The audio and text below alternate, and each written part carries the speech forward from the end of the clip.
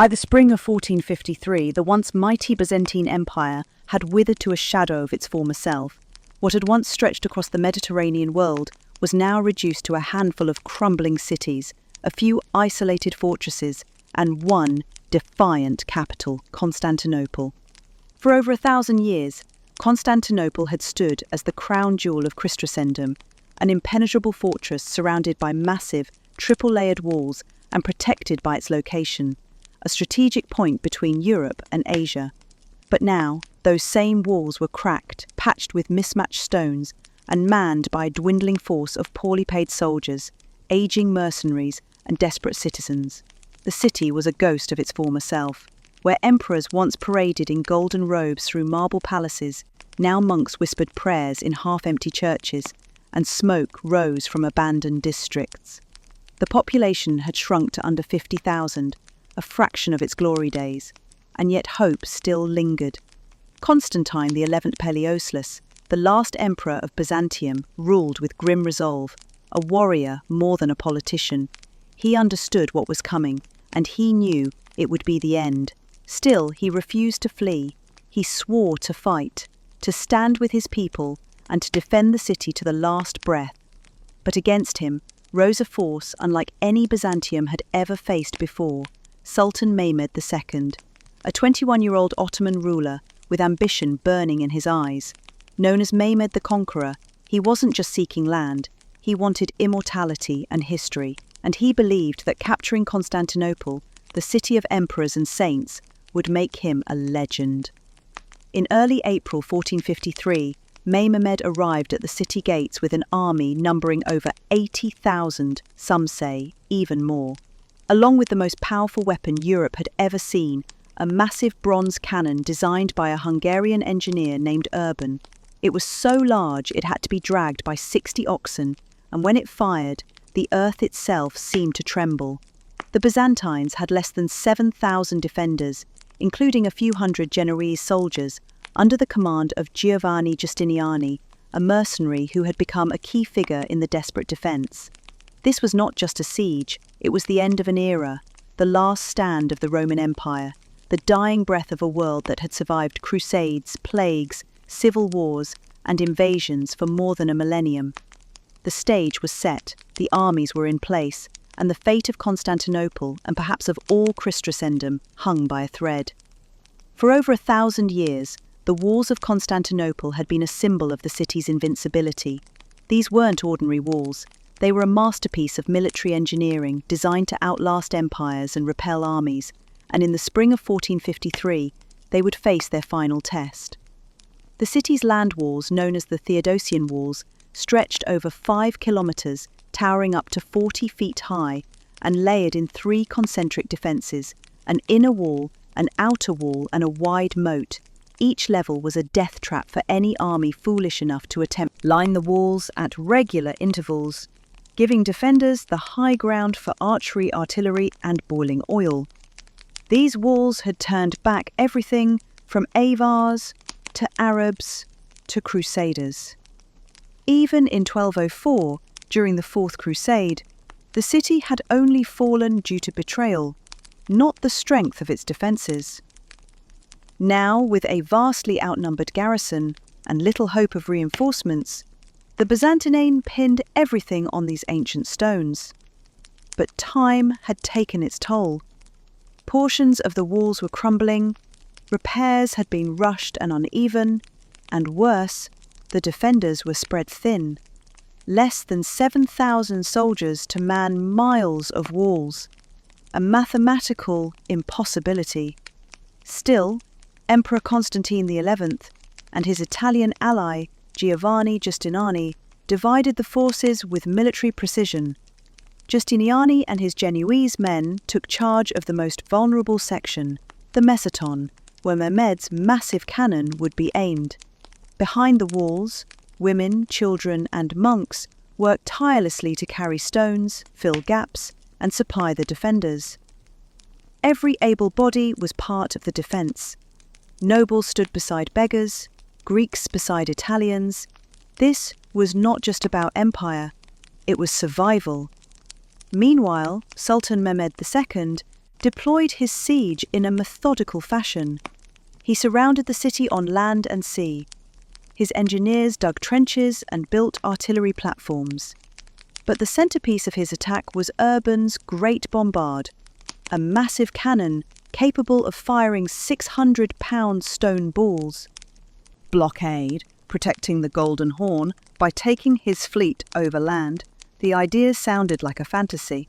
The Golden Horn, the inlet that wrapped around the north of Constantinople, was shielded by a massive chain stretched between two towers, one on the city side, the other on the Genoese colony of Galata. This chain had stopped the Ottoman fleet dead, without access to the Horn. Mehmed's ships were useless, unable to attack the city's weaker northern walls or support a direct assault. But Mehmed wasn't ready to be denied. He ordered dozens of ships, small wargees and transports to be hauled across land from the Bosphorus. They would travel uphill across the hills of Pera and back down into the Golden Horn. To pull this off, his engineers laid wooden tracks soaked in animal fat and grease, creating a kind of primitive slipway. Thousands of men, oxmen, and rollers were employed in the monumental task. And then it happened. Overnight, Constantinople's defenders woke to a nightmare. Ottoman ships had appeared inside the Golden Horn, having crossed over the land like phantoms. It was a masterstroke, unprecedented, brilliant, and devastating. The Byzantines, stunned by the boldness of the move, could do little to stop it. From this new position, the Ottomans began bombarding the northern sea walls, which were far weaker and less manned than the mighty land defences. Panic began to spread among the citizens. Rumours whispered through the city. They have the sea now, too. There is no safe direction left. The balance of the siege had shifted. In response, Constantine XI and his commanders launched a daring night raid on April 28th. A small squadron of Byzantine and Genoese ships attempted to burn the Ottoman fleet in the Horn. Fire ships were loaded with oil and pitch, aimed directly at the anchored enemy vessels, but the Ottomans had expected such a move. Chain nets were deployed, shore cannons readied. The attack failed, and several Christian ships were lost in the attempt. The psychological damage, however, was far greater than the physical toll. Constantinople had proven it was not dead yet. Still, the reality remained. Constantinople was now under full encirclement from land and sea. Inside a city, food grew scarce, the walls were battered daily, hope began to fray. Outside, Mehmed's fire grew brighter. He had encircled the Queen of Cities, and soon he would come for her throat. By late May of 1453, Constantinople was barely holding on. The city had been under relentless bombardment for nearly 7 weeks. Every day the great Ottoman cannons, including the monstrous basilica designed by Hungarian engineer Orban, shook the earth beneath the walls. Entire sections collapsed. Crews of defenders rushed to fill breaches with rubble, barrels, even furniture. But the damage was becoming impossible to contain. Inside the city, the situation was grim. Food was running out. Disease began to spread among the refugees, packed into monasteries and churches. Water sources were contaminated. The people, once proud citizens of the Eastern Roman hero, Empire, now whispered in fear and dread. Some prayed. Others turned to apocalyptic prophecies, believing that angels or divine fire would save the city. For over 1,000 years, Constantinople had stood. Surely God would not let it fall now. But even faith began to crack. Emperor Constantine XI, descended from a long line of emperors, refused to abandon his city. He refused offers of escape. He continued to ride along the walls, daily inspecting defences, encouraging soldiers, praying with monks. Despite being surrounded by doom, he remained the heart of the resistance. Meanwhile, Mehmed II was preparing for the final blow. His advisors were divided. Some wanted to wait longer, starve the city out. Others pushed for a direct assault. Mehmed, only 21 years old, made his decision with cold clarity. He would storm the city with everything he had, no more waiting. On the night of May the 28th, Constantinople held a final religious procession through the Hadiga. Soviet clergy, nobles, soldiers, even children marched under candlelight, singing hymns and weeping. The ancient cathedral echoed with voices begging for mercy, salvation, a miracle. Greeks, Genoese, and even Latins stood side by side, differences forgotten in the face of annihilation. As the night deepened, the city's leaders gathered in the palace. Their Constantine gave a final speech, not as a ruler, but as a man. He thanked those who had stood with him, pledged to die with his people, and vowed never to surrender. It was not theatrics. He knew the morning would bring the end. Outside in the Ottoman camp, Mehmed addressed his army. He promised wealth, glory, eternal paradise. Those who die, he said, die as martyrs. Those who live, live as conquerors of the world's greatest city. That night, thousands of torches lit up the Ottoman camps. The drums of war began to beat. Soldiers sharpened blades, kissed charms, murmured prayers to Allah. The siege of Constantinople had become a holy war for the Ottomans, a step toward empire for the Byzantine, a final stand of a dying world. At dawn, the world would change. May 29, 1453, a date that would be etched into history as a day the 1,000-year-old capital of the Byzantine Empire fell. Before dawn, while the stars still lingered over the Marmara Sea, the Ottoman camps stirred like a rising tide. Drums pounded in a relentless rhythm. The legendary Giovanni Giustiniani, who had led the defence with tireless bravery, but the Ottomans were just beginning. Next came the Anatolian regulars. These were more disciplined troops, trained and armoured. They attacked with siege ladders and battering rams, focusing on breaches created by days of cannon fire. The defenders, battered and bloodied, began to falter. Giustiniani himself was badly wounded, and his removal from the field sent shockwaves through the ranks. Morale plummeted. The emperor himself had to rush to the front, sword in hand, trying to rally his men. Then came the Janissaries, Mehmed's elite, hand-picked from childhood. These warriors were the heart of the Ottoman war machine, silent, cold and deadly. They surged into the gap near the gate of Stauramanes. They advanced in perfect order, shields locked, ignoring the screams, ignoring the fire. They scaled the broken walls, poured through breaches, slaughtered defenders in the narrow passages. It was during this chaos that a small side gate, known as the Kirkapora, was reportedly left open, perhaps by retreating soldiers or panicked civilians. Some Ottoman troops found it and surged in. Within minutes, Ottoman flags appeared inside the city. A shout went up. "The Turks are in the city!" The defence collapsed. Fighting continued, street by street, but it was over. Constantine X, true to his word, removed his imperial garments and charged into battle one final time. He would never seen again. Some say his body was identified among the dead by his purple boots. Others claim he escaped. The truth remains unknown. But for Byzantium, there would be no resurrection. By noon, the Ottoman banner flew atop the Hagia Sophia. Sultan Mehmed entered the city, not as a destroyer, but as a ruler. He ordered his men to stop the looting. He rode through the streets, gazing at the burned gates, the broken towers, the crying citizens. The Queen of Cities had fallen, and with her, the last light of the Roman Empire was extinguished. As the dust settled over the smouldering remains of Constantinople, silence fell. But it was the silence of defeat, not peace. The proud capital of Byzantium, once a beacon of Christendom and the jewel of two empires, was now in the hands of a 21-year-old sultan whose ambition had forever altered the course of history. The first hours after the breach were brutal.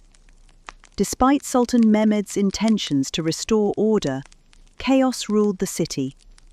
Ottoman soldiers, as was customary after a siege, were granted 3 days of looting, a reward for their efforts. Churches were desecrated, homes were broken into, thousands were enslaved, including women and children, many of whom were dragged from hiding places and sold into bondage. The greatest blow came when the Hagia Sophia, the spiritual heart of Eastern Orthodoxy, was stormed. Refugees had packed in. Priests were struck down in liturgy. The cross was removed, and the presence would rise in its place. Sultan Mehmed II, however, quickly shifted from conqueror to administrator.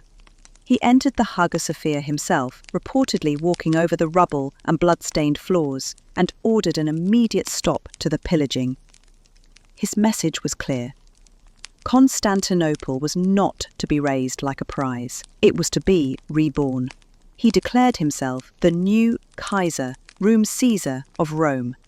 It was not just a military conquest, it was a symbolic inheritance of Roman legacy.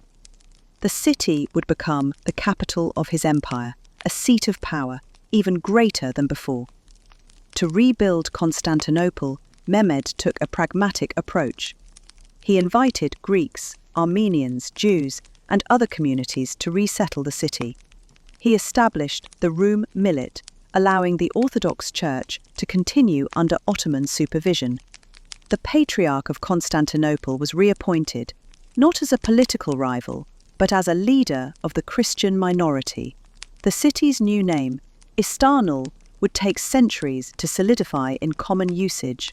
But under Mehmed's reign, it began a transformation from ruin to imperial metropolis. Still, for those who had lived through the fall, there was no comfort. Noble families were gone. The imperial line of Byzantium was extinguished. Entire districts were abandoned or repurposed. The artistic and theological legacy of the East Roman world, which had flourished for over a millennium, was now under foreign rule. For the Western world, the fall of Constantinople was a catastrophe. It sent shockwaves through Europe. Papal cries for crusades rang once more, though too late. It marked the end of the Middle Ages and the dawn of the Ottoman ascendancy. But within the walls of the conquered city, amid its broken mosaics and haunted halls, one truth echoed louder than all. Rome had finally fallen.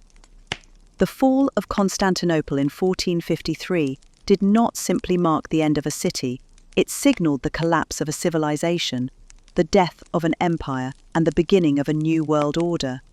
Its ripples would reach far beyond the Bosphorus, echoing through the courts of Europe, the trade hubs of the Mediterranean, and the monasteries of the Orthodox world. The capture of Constantinople catapulted the Ottoman Empire into the front seat of global affairs. Mehmed II was no longer just a regional sultan, he was the self-proclaimed heir to Rome, the leader of a multi-ethnic empire that now spanned from the Danube to Mesopotamia. Istanbul, rebuilt atop the ashes of Constantinople, became a thriving centre of administration, culture, and learning. The Islamic world, especially in the East, viewed the victory as a divine sign. For many Muslims, the conquest fulfilled a prophecy attributed to the Prophet Muhammad that Constantinople will be conquered and blessed is the commander who will conquer it. Mehmed was immortalized as Fatih, the conqueror, a title that would define his legacy. Meanwhile, the Christian West was horrified for centuries. Constantinople had acted as a buffer between Europe and the rising power of the Muslim world. Its fall meant that the gates to Europe were vulnerable, and the fear of Ottoman expansion spread like wildfire. The papacy called for a new crusade, but by now, Europe was too fragmented by internal rivalries and emerged nation-states to mount an effective response. Instead of unity, the West turned inward. Some scholars and religious leaders interpreted the fall as divine punishment. The price of disunity, corruption, and decadence. Others saw it as a warning. The last Rome had fallen, and the world was hurtling toward the end times. But out of the destruction came an unintended consequence: the flow of knowledge from east to west. As Byzantine scholars fled the conquered city, many sought refuge in Italian cities like Venice and Florence. They carried with them ancient Greek manuscripts, long-forgotten philosophies, and texts that had been preserved through centuries of orthodox learning. These intellectual refugees would fuel the fire of the Renaissance, reviving interest in classical antiquity and breathing new life into European art, science, and philosophy. Ironically, the fall of Byzantium helped spark the very rebirth of Europe that would define the modern era. The fall of Constantinople also marked the official end of the Middle Ages. It closed a 1,000-year chapter that had begun with the collapse of the Western Roman Empire in 476 AD. The Byzantine Empire had been the last living link to the ancient world, a bridge between Rome and the East. Now that bridge was gone, but its memory lived on in mosaics and marble, in lost manuscripts and whispered prayers, in the Orthodox Church and in the architecture of Istanbul. The story of Constantinople did not end in 1453. It transformed the city that once stood as the center of Christendom, was now the heart of a Muslim empire. It was not destroyed, it was reborn. And in that rebirth we see the profound lesson of history, that no civilization is eternal, but every fall carries within it the seed of a new beginning. The fall of Constantinople in 1453 is a moment in history drenched in drama, heroism, and sorrow. But with time, the historical truth has often been tangled in layers of myth, nationalist retellings, and romantic exaggerations. What really happened, what's legend, and what has been entirely misunderstood. One of the most persistent legends is that Constantinople's Theodosian walls were completely impenetrable, and that only Ottoman cannons relentlessly attacked weak spots. All while naval blockades and betrayal from within added to the collapse the last Byzantine Emperor Constantine XI. The Palaiologos is often romanticized as the Marble Emperor, a ruler who, according to legend, was turned into stone by an angel during the final assault and hidden beneath the city, waiting to one day rise again and reclaim his empire. In reality, Constantine died fighting alongside his soldiers at the wall. His body was never definitively identified, but he did not vanish. Ottoman sources describe seeing a body in imperial purple among the slain, likely Constantine's still. The myth of the Marble Emperor persisted among Greeks for centuries as a symbol of hope and resistance. A common misconception is that Western Europe made a serious effort to assist Constantinople in its final days. In truth, aid was minimal and too late, despite Pope Nicholas V's calls for a new crusade. Most European powers, locked in their own conflicts like the 100 Years' War, or wary of aiding Orthodox Byzantium, chose inaction. Venice and Genoa sent small contingents, and a few brave volunteers like Giovanni Giustiniani arrived to help. But this was far from a united Christian front. Constantinople stood largely alone. Some portray the Ottoman conquest as a total annihilation of the city's culture and legacy. While the sack of the city was brutal, and many churches were looted or converted like Hagia Sophia, Mehmed II saw himself as a ruler of continuity. He preserved many buildings, invited people to repopulate the city, and declared himself Kaiser Iran, Caesar of Rome. Istanbul didn't become a wasteland. It became the new capital of a global empire. The cultural and architectural blend that emerged was unprecedented. Roman, Byzantine, Islamic, and Ottoman layered atop each other.